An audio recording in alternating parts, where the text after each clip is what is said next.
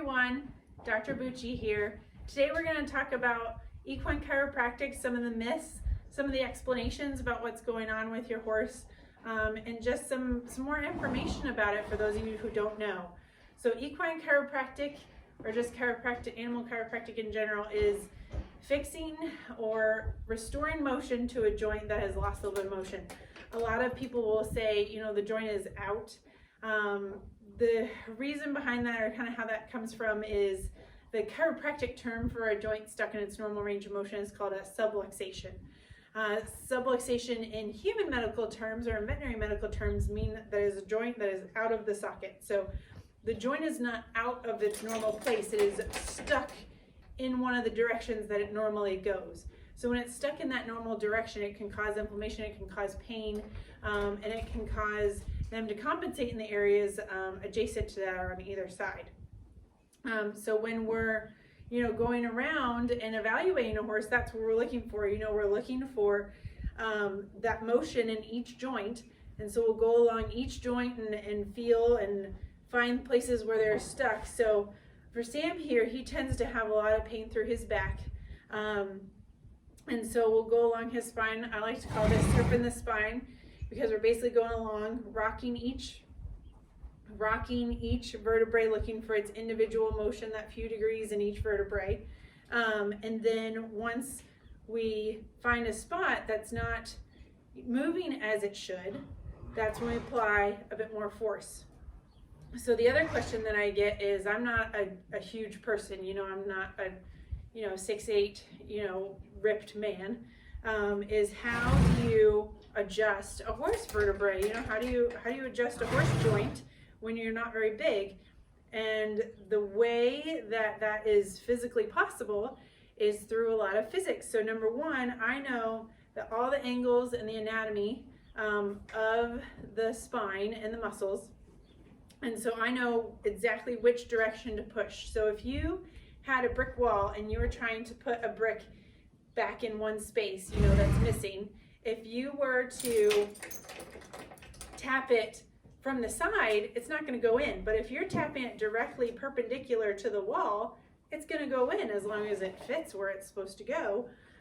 So knowing that anatomy and knowing what we would call the angle of adjustment is one. The other is physics, in that force equals mass times acceleration. So I don't have to be especially strong. I have to be a certain amount of strong, but a lot of it is the acceleration that we would put into adjusting that joint. So when we go around his back, like we will, and then you kind of bounce around and get to a point where all of a sudden it feels like a wall, you will adjust that one and then restore some motion to that one, and then you kind of go along. It's a lot easier to go and find areas and adjust them as you're going, because otherwise it takes twice as long. It's a little bit more uncomfortable for the horse, because you're sometimes have to put your hands in uncomfortable places. I do have a pet peeve myself, and that is adjustments with the mallets.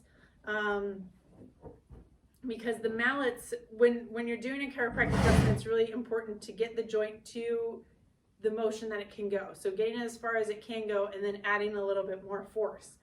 I think with a mallet, that's really hard. If you're just placing a mallet on here and hammering it, you're vibrating the joint, and it can feel good, and it may restore, a tiny bit of motion, but it's not the same as a full adjustment of the joint, where you're restoring that full range of motion to the joint.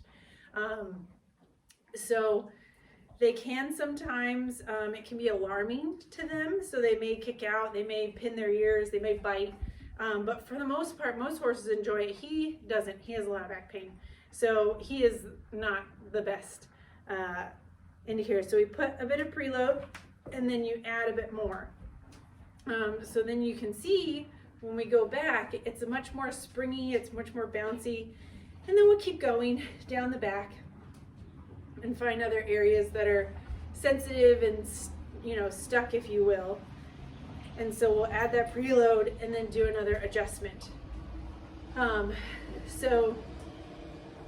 then we'll go back and again check. So we're checking up and down right now, and then you can check side to side as well. And a lot of horses will have pain in their lower neck, because that is where they have a large range of motion. So if you imagine areas where they have more motion, it's easier for them to get injured or compensate or have subtle soreness in those areas. So a big place is this lumbosacral area, this lower lumbar, and their pelvis, as well as their lower neck. So those are areas that, you know, commonly we'll see with performance horses or everyday horses, and just get a little stuck. And then once you get a few adjustments, usually they're really feeling a lot better. They get a little bit of an endorphin release and they're much happier. So if you want to learn more about equine chiropractic, or you are in the Central Ohio area and you want to consider getting your horse adjusted, feel free to check out our website at turningpointvet.com. Also, there are more tips and information on our Facebook and Instagram page at Turning Point Vet, Instagram and Facebook. And then follow us on YouTube for more stretching and introductory videos to acupuncture and chiropractic. Thanks and enjoy your ride.